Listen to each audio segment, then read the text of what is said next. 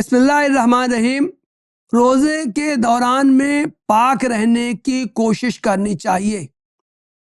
اگر رات میں جنابت یعنی ناپاکی لائق ہو گئی ہو تو بیدار ہونے کے بعد بہتر ہے کہ پہلے غسل کر لیا جائے، بعد میں سحری کی جائے۔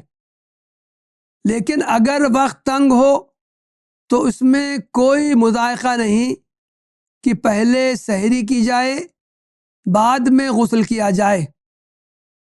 روزے کا آغاز اگر حالت جنابت میں ہو تو اس سے روزہ پر کوئی اثر نہیں پڑتا۔ روزہ نام ہے متعین اوقات میں کھانے پینے اور جنسی تعلق سے بچے رہنے کا۔ دیگر اوقات میں ان کاموں کی اجازت دی گئی ہے۔ اللہ تعالیٰ کا ارشاد ہے احل لکم لیلۃ الصیام الرفث الی نسائکم۔ آگے فرمایا گیا فلان باشروہن وابتغوا ما کتب اللہ لکم وکلوا واشربوا حتی یتبین لکم الخیط الابیض من الخیط الاسود من الفجر ثم اتموا الصیام الی اللیل۔ یہ سورہ البقرہ کی آیت نمبر 187 ہے۔ اس کا ترجمہ یہ ہے تمہارے لیے روزوں کے زمانے میں راتوں کو اپنی بیویوں کے پاس جانا حلال کر دیا گیا ہے۔ آگے ہے اب تم اپنی بیویوں کے ساتھ شباشی کرو اور جو لطف اللہ نے تمہارے لیے جائز کر دیا ہے اسے حاصل کرو۔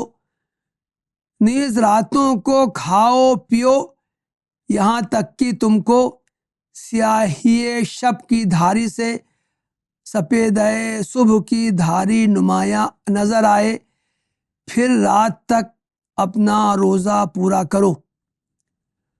سنت نبوی سے معلوم ہوتا ہے کہ سحری کا وقت ختم ہو جائے، اس وقت آدمی حالت جنابت میں ہو تو اس کا روزہ درست ہے۔ ام المومنین حضرت عائشہ رضی اللہ عنہا بیان کرتی ہیں کان النبی صلی اللہ علیہ وسلم یدرکہ الفجر فی رمضان من غیر حلم فیغتسل ویصوم۔ یہ صحیح بخاری اور مسلم میں حدیث آئی ہے کہ نبی صلی اللہ علیہ وسلم رمضان کی صبح اس حالت میں کرتے تھے کہ آپ حالت جنابت میں ہوتے تھے، احتلام کی وجہ سے نہیں بلکہ جنسی تعلق کی وجہ سے، پھر آپ غسل کرتے تھے اور روزہ رکھتے تھے۔ ام المومنین حضرت ام سلمہ کا بھی یہی بیان ہے جو صحیح بخاری اور صحیح مسلم میں مروی۔ ایک شخص نے رسول اللہ صلی اللہ علیہ وسلم سے سوال کیا اے اللہ کے رسول، میری صبح جنابت کی حالت میں ہوتی ہے، میں روزہ رکھنا چاہتا ہوں، کیا کروں؟ آپ صلی اللہ علیہ وسلم نے جواب دیا میں جنوبی ہوتا ہوں اور روزہ رکھنا چاہتا ہوں تو غسل کرتا ہوں اور روزہ رکھتا ہوں۔ اس شخص نے کہا اے اللہ کے رسول صلی اللہ علیہ وسلم، آپ ہماری طرح نہیں ہیں، اللہ نے آپ کے اگلے پچھلے تمام گناہ بخش دیے ہیں۔ یہ سن کر آپ صلی اللہ علیہ وسلم غضبناک ہوئے اور فرمایا اللہ کی قسم، مجھے امید ہے کہ میں تم میں سب سے زیادہ اللہ کا خوف رکھنے والا ہوں اور تم میں سب سے زیادہ یہ جاننے والا ہوں کہ مجھے کن چیزوں سے بچنا چاہیے۔ یہ حدیث موطا امام مالک میں آئی۔ یہی حکم اس صورت میں بھی ہے جب کسی شخص کو رات یا دن کے کسی وقت میں احتلام ہو جائے، یعنی اس کے روزے پر کوئی اثر نہیں پڑے گا، وہ جلد از جلد غسل کر لے۔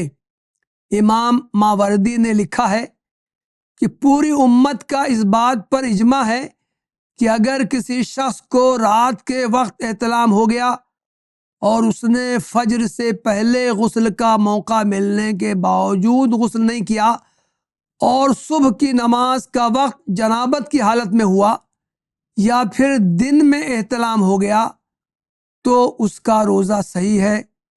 وآخر دعوانا ان الحمد للہ رب العالمین۔